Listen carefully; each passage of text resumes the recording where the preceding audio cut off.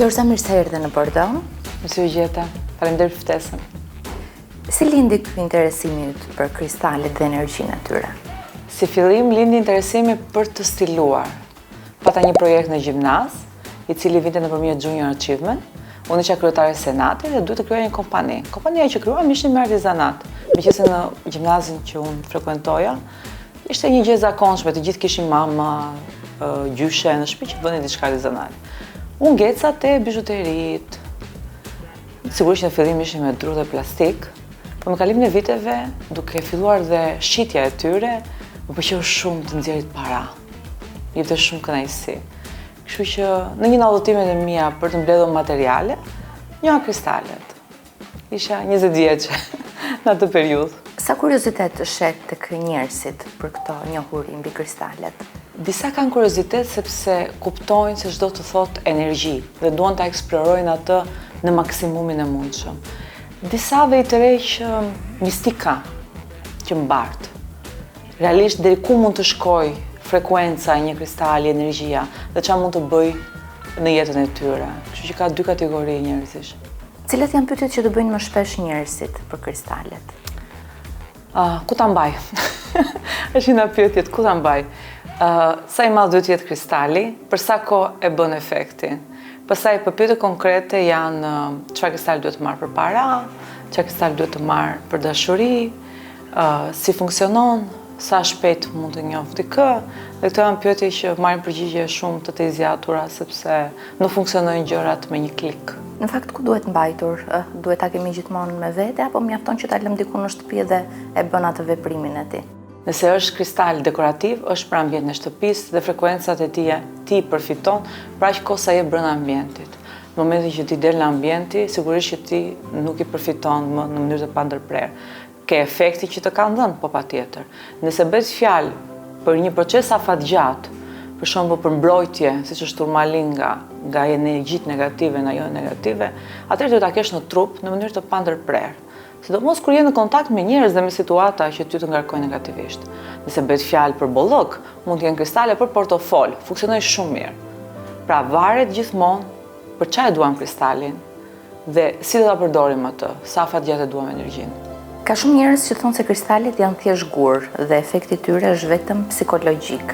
Çfarë do t'i thoshe këtyre skeptikëve? Ka dhe njerëz që thonë që Zoti nuk ekziston, kështu që gjithmonë ka njerëz. Rëndësi ka se çfarë duam ne dhe ku e gjejmë veten tonë. Çdo vit edhe më shumë ka njerëz që duan të shkëputen nga besime standarde që gjërat të vinë dhe duan të stimulojnë energjinë e të krijuarit. Pra unë e krijoj vetë jetën time dhe nëse unë jam në një gjendje, jam sepse unë e kam çuar veten në këtë gjendje. Dhe këtë gjë e gjejmë në natyrë. Çdo gjë që ne na duhet, Zoti na ka lënë në natyrë, është rreth nesh. Ne shkelim, frymojmë nëpërmjet saj, ushqejmë nëpërmjet saj. Dhe kristalet janë burimi më i fuqishëm i energjisë natyrore. Çdo gjë që ne kemi përreth, ka bërë The National Geographic një dokumentar lidhje me këtë, është efekti një reaksioni kimik të 20 kristaleve fillestare, që sot janë më shumë se 5500 të njohura. Pra është një burim fuqishëm energjie dhe është aty për ne. Si mund ta zgjidh dikush kristalin e duhur për veten e tij? Ka 3 mënyra. Së pari që mua pëlqen shumë dhe është ideale kur ti smer vesh në fillimet e tua, futesh në dyqan, kjo është më mirë që ti jesh fizikisht sepse online është pak më vështirë, dhe qëndron te ai që të flet. Kristali na zgjedh, nuk e zgjedhim ne. Valët tona, frekuencat tona përputhen me frekuencat e kristalit dhe ne na ngelet mendja aty. Kur ne lexojmë pastaj përshkrimin, kuptojmë që ai është që na duhet. Mund ta zgjedhësh përmes shenjës horoskopit dhe kjo është një përzgjedhje e përgjithshme. Mund ta zgjedhësh nëpërmjet nevojave aktuale energjike. Unë jam në këtë fazë jetës time dhe më duhet një energji për 1, 2, 3 gjëra. Unë preferoj të parën dhe të fundit. A ka një kristal të vitit ose një gur që sipas teje është shumë i rëndësishëm për energjinë e këtij viti? Po, unë kam zgjedhur për këtë vit amethist. 2025 ka qenë shumë e vështirë, strapacuese dhe ka ulur shumë intuitën e njerëzve, duke krijuar stres dhe mungesë lumturie. Amethisti lidhet me qartësinë mendore dhe balancën emocionale, redukton stresin, mendimet negative, duke stimuluar lumturi dhe përqendrim. Çfarë është manifestimi dhe pse lidhet me fazat e hënës? Manifestimi është lutje, po nuk e bëjmë në termin inshallah vjen. e bëjmë fakt të kryer. Ne jemi aty, jemi koshient, e dim se çfarë na duhet dhe ne therasim atë. Nëse ndodh, manifestimi mund të bëhet për ditë, po nëse ndodh në faza hënore, siç është hëna e re, për të manifestuar gjëra të reja që presim të vinë në jetën tonë, po ne bëjmë sikur tashmë kanë ardhur dhe çfarë benefitesh kanë sjellur, ose mund të bëhet në hënën e plotë, që është mbyllja e një cikli. Pra ne jemi të lumtur që kjo gjë përfundoi, mbaroi, dhe jemi gati të mirëpresim gjëra të reja. Energjia është shumë e lartë. Çdo energji në planet është shumë fishuar. Edhe përfitimet janë më të larta dhe më të drejtpërdrejta kur ne jemi koshient në lidhje me atë që kemi manifestuar. Si mund të bëj dikush një ritual manifestimi? Rituali duket si një fjalë shumë e madhe, po ne dhe mënyra se si zgjohemi në mëngjes, lajm dhëmbët, lajm fytyrën, gjithë kjo procesi është një ritual. Rituali mund të bëhet nëpërmjet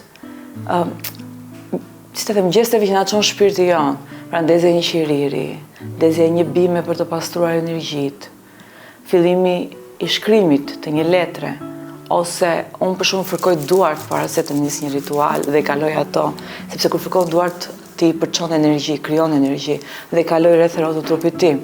Pra secili ka ritualin e vet. Rituali më i thjeshtë është ky që thash, duke vijuar te shkrimi i gjërave, sepse jem më koshient dhe më i përqendruar në rrjedhën e ngjarjeve. Shumë njerëz pyesin për dashurinë.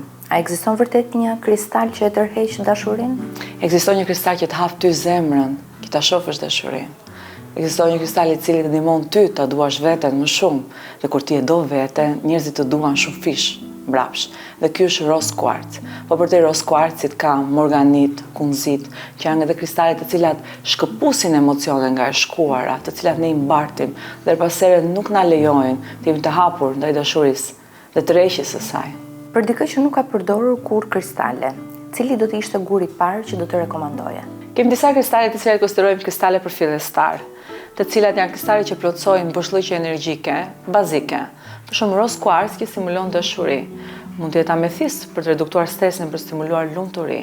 Mund të jetë tiger eye dhe citrin për bollëk, dhe sukses dhe para. Mund të jetë turmalin ose onyx për mbrojtje. Pra në varësi të kërkesës momentale për energji, ne mund të zgjedhim një prej tyre ose të gjithë së bashku. A ka ndonjë kristal që përdoret për mbrojtje nga energjitë negative ose nga njerëzit toksik? Të gjitha kristalet mbrojnë nga jonet negative, por disa e kanë super fuqi. Unë preferoj turmalinën, pasi kanalizon dhe shkarkon jonet negative në tokë, duke mbrojtë në energji negative ose toksike, rrezik fizik, rrezik psiqik, nga njerëz të cilët ty të rrethojnë dhe ti akumulon në prezencën e tyre energji, por gjithashtu shumë mirë dhe labradoriti, i cili lidhet me aurën tonë, pra mbron energjinë tonë nga energjitë të tjerëve. Dhe kjo sjell benefite në intuit, në komunikim dhe në perceptim.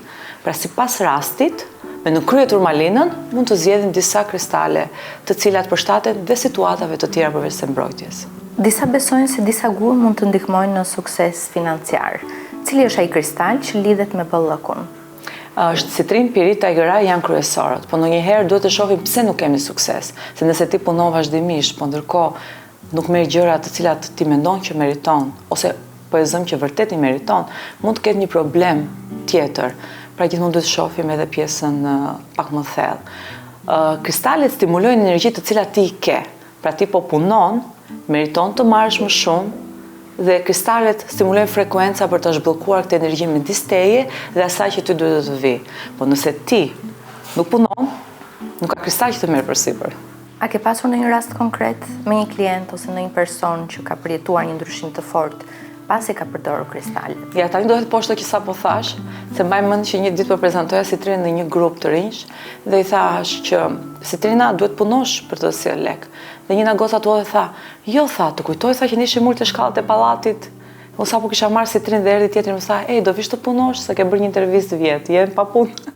Pra mund të gjesh edhe punë duke qëndruar të shkallët e pallatit. Për çdo kristal ne kemi historina më të ndryshme.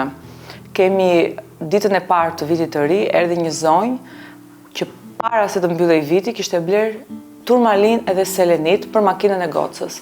Në datën 1 dalin nga shtëpia në vjet e bardha, para se të vit e bardha, kërcasin kristalet dhe thyen në mes, pasi lloj arsye, goca trëmet, shkel frenat dhe ndërkohë përpara saj ishin duke u hedhur dy njerëz, dy kalimtar. Ajo me bindje thotë që nëse ne nuk do kishim dëgjuar zhurmën e kristaleve duke kërcitur dhe ajo nuk do kishte shtypur frenat, do kishte ndodhur një tragjedi. Kemi njerëz të cilët kanë probleme hormonale shumë vjeçare, të cilat nuk i korrigjojnë dot me medikamente, me terapi dhe marrin Moonstone, të cila i jep atë frekuencën e brendshme të besimit, të balancës edhe ngelin shtatzan. Ka pafund, çdo kristal ka histori në këto 19 vite na më të ndryshmet. Fjorza, faleminderit për këtë bisedë shumë interesante. Kënaqësi.